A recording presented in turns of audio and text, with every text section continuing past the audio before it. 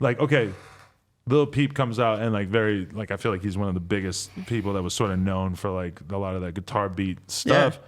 And then he passes, and it almost felt like that style sort of passed with him, because I've heard so many artists that try to do that style since, and it doesn't feel like there's really as much of an appetite for it. I've heard so many like half decent like X clones, and when I say X clones, I mean like early stage of his career sort of thing.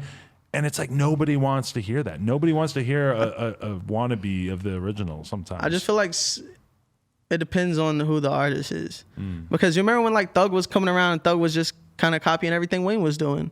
And he was taking shit that Wayne was doing and mixing it with his own little fucking thing. You know what I mean? Right. And like Travis is a combination of Cudi and Kanye and now most of the time when we talk about Thug and all the people who are clearly they're looked at as like the originators. Right, we look at Gunna and Baby, and even I was just listening to the new Playboi Carti song. I'm like, God, this is so post Young Thug.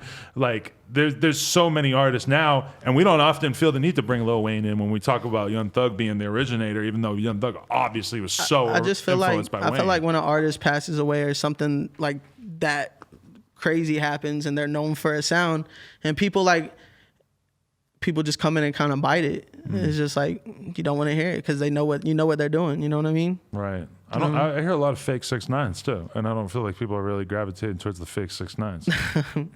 I think it just depends on a case by case basis. Like everyone draws inspiration from somebody. Like no one's 100% original, and the people who do have like fucking 300 followers on Twitter and claim they're fucking original, but no one's actually. Someone's did what you're thinking before at least. You don't have any impulse to like take an older artist and like spruce up their career? Because that's like when 50 Cent blew up, that's what he did. He went and signed Mobb Deep and MOP. Bro, I was just doing this yesterday, right? So I was outside. I was high as a bitch, right? High as a bitch. I'm sitting there listening to music. So I put everybody on the old shit. And because I got people in there when you're 17, bro. So they don't remember what early 2000s was like. No clue, yeah. So I was putting them on the game and I was like Sean Kingston. So I hit up Sean Kingston. I'm gonna tell Mr. SK to pull through the crib. You know what I mean? Oh wow, you got a relationship like that. Okay. I'm gonna try to. I introduced you to Sean Kingston. I put Sean Kingston on. I'm gonna bring Sean Kingston back. I gotta go Big Draco on him real quick, bro. You know I'm drinking out the gallon. Out the gallon. Always. Patrick CC is very happy about this. Patrick CC. Yeah, what is that? Why is there like a whole cottage industry of YouTubers who are like hell bent on exposing Taz Taylor or covering the intricacies of your life? You sort of open yourself up to it by working with so many young artists. I don't know. I think that's just me. If anything, that just shows that like I stand up for my artists. Because I was never brought into anything intentionally, like it's not about me, it was about the artist and then the fact they're working with us or whatever, you know what I mean? It's just like if someone says something about an artist, like I look at it like they're saying something about me because I spend so much time on it. I'm so dedicated and passionate about it. So I'm just like, they're not the confrontational type. I'm from the South. I'm a firm believer in like everything has to be confrontational to break through, because people still gonna be fake and have feelings, whatever. So it's like, what's up with the problems, bro? Like, what's up with it? You got something to say? What's up? And they just, I don't know, bro. They talk shit, but it's not real. But now that you're no longer working with them, if the shit that people say about me, Adam, was true, and you know this, bro, being in the music industry and dealing with the politics of the shit, if 1%, if this shit that people said about me was true, I would not. No one would pick up my phone. But what are the worst things that bother you the most? Because like when I think about a lot of those videos, the biggest accusation is basically that you're just like creating industry plants. And do you, now that you don't work with Dior anymore, are you willing to accept that to some extent that you were industry planting that Every situation? artist is an industry plant, though. Every artist in the music industry is an industry plant. Okay. Because there's people helping them. There's homeboys who like, they can't rap and sing, but they're hella culture and they're checking out the new shit, putting them on the new game. There's people that write for people. There's people that style for people, go pick out their clothes.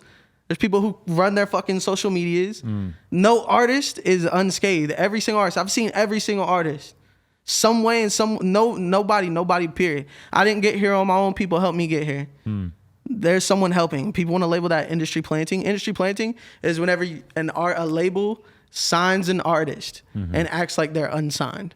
Right. And they're not affiliated with them. They don't do anything. If I'm the fucking label owner and I'm promoting these artists, how is that an industry plant? Because I'm blatantly telling you Right. what is signed to me and I'm working with. It doesn't really make sense. They just think that like every artist is fucking original and some creative genius when in reality 85% of these artists I get in the room with, y'all think are creative geniuses? Not. They have people with them who are. Are there other people when you look at other examples that maybe you weren't involved with, but you see other people doing things where you're like, oh no, that's an industry plant. That's definitely what's it's happening. Like, bro, right if here. I was to sit here and go fucking pick up a goddamn baseball bat and try to hold it, people who play baseball their whole lives will be like, he knows how to hold a bat. He played baseball. Right. So whenever I see other artists and other little shit going on, I look at that, I'm like, yep, they're planted. But I'm not the only people. There's people in the industry all the time who like find shit and like, yeah, this smells like an industry plant to me. Because everybody's just trying to get that fucking check, bro. Well, we're always trying to figure it out because sometimes like I'll hear, I heard a song by a female artist the other day and I was just like, oh my God, that sounds like they just had the best songwriter in the world write that song. Like that song sounded way too, that song sounded so much better than everything I ever heard from this artist. But you never know. Maybe they've been in the studio for 6 months and they're just way better now. And that's why that song is so much better. I try not to make assumptions at this point, especially when it comes to female rappers, because a lot of people make that assumption off rip anyway. But I just look at it like artists are like actors. You don't get mad at Terrence Howard because he's not DJ from Hustle and Flow like 24/7. Like he has a thing. There's people who write that script for him. You don't pick out what the fuck he says, but you still love the movie and maybe one of your best movies. Whenever you get to decide, it's just a business, and you understand that like that's how the business moves. And it's one of those things that's like unspoken on. Do you ever use songwriters? Have you signed artists that needed songwriters? I've used songwriters because whenever you did your deal with APG, I'm an APG. You know that APG does songwriters. APG signs, every publisher has songwriters. But you do sessions where you'll go in. Yeah, I mean every producer does though, because a lot of these bigger ass artists, bro, they don't write their shit. They ain't got time. They got photo shoots. They got other shit. They got appearances. They got shit. They got they ain't got time to write their shit, bro. Right. Tell these motherfuckers like, I'm in a studio with artists where they're like, I've been touring every day for the past fucking 4 years. Give me a fucking break. Can I get a break? Can I get a break? They ain't got time to fucking write lyrics and do that shit. They collaborate a lot because they go through like different experiences in their life to where like a songwriter may be able to make it make sense for them and like conceptualize a song. I have seen some rappers who I would categorize as legendary rappers sitting in the studio with a songwriter, basically like writing their entire verse with someone else. The verse shit, that's a different monster. Right. If I don't know, I ain't seen no one write no verse. Really? If I'm in there, it's to write a hook. Really? Okay. Because that's where the money is, bro.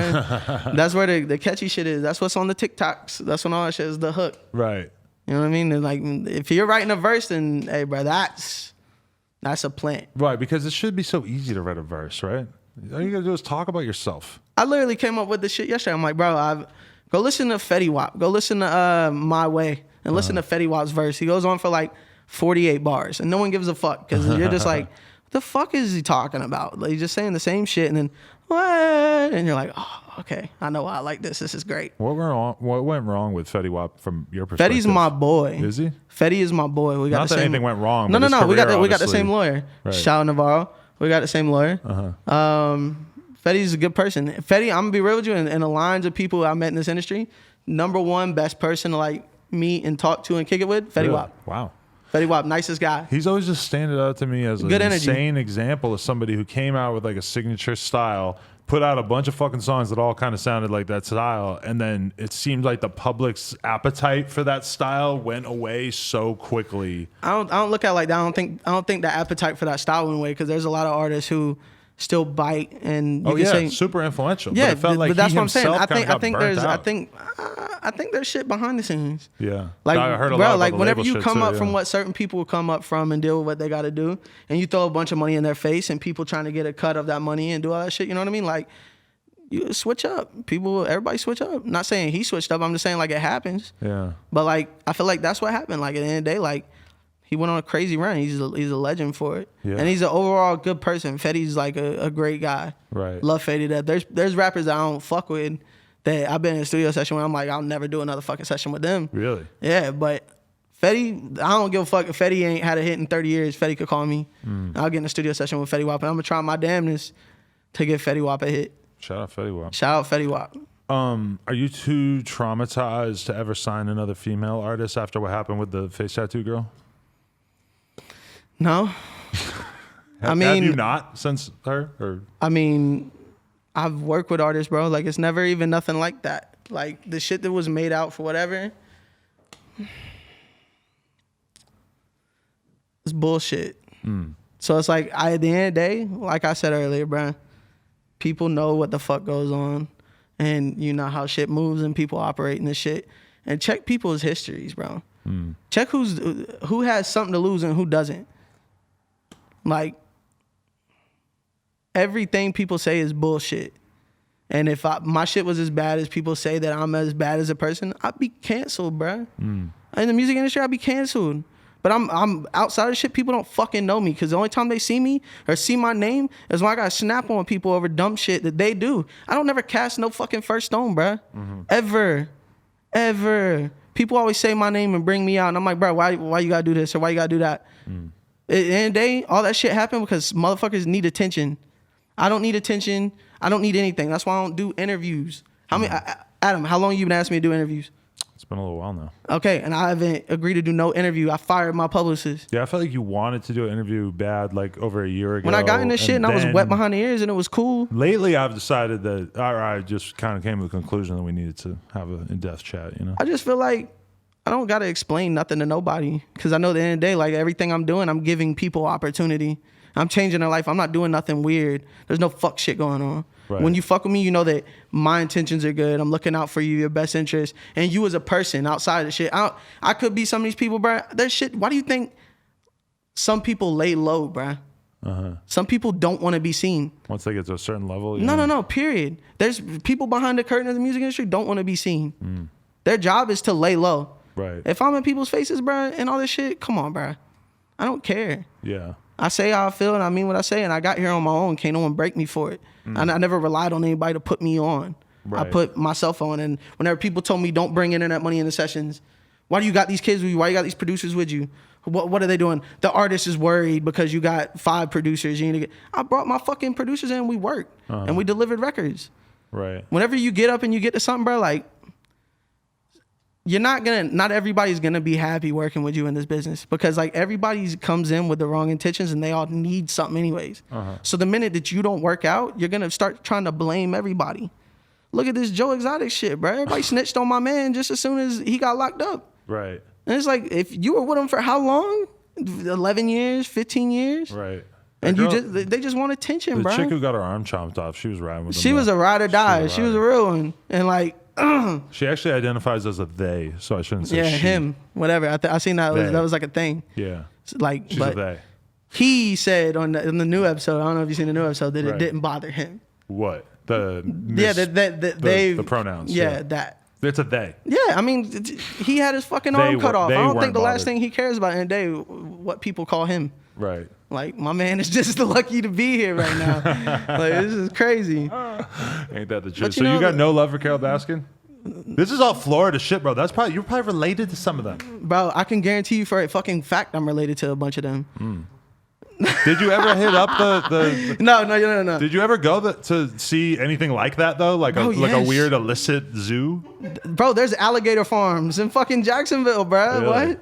Yes. It goes down. Bro, that shit's normal. I told my mom was like, well, we watch this shit, and it's like your whole goddamn family. Bro. Real deal. I literally have like 5 uncles who look like Joe Exotic. I was saying that to my girl. I'm like, honestly, like from a New Hampshire perspective, like none of these people really shock me. Like this is not anything out of the ordinary. South, that's I'm looking over. That's what your neighbor looks like in Florida. Yeah, that's not. That's the shit. It's normal. The specific things that they were doing and like him with the no eyebrows and just being gay and on meth and stuff. A lot of it was a little bit more interesting than like people I grew up around. But you know, that's my family, bro. I got an uncle named Bug. I got an aunt named Booger. My granddaddy used to call us maggots. I got a cousin named Skeeter. Right. It's real, bro. Like, that's the South. That's hard. That's South.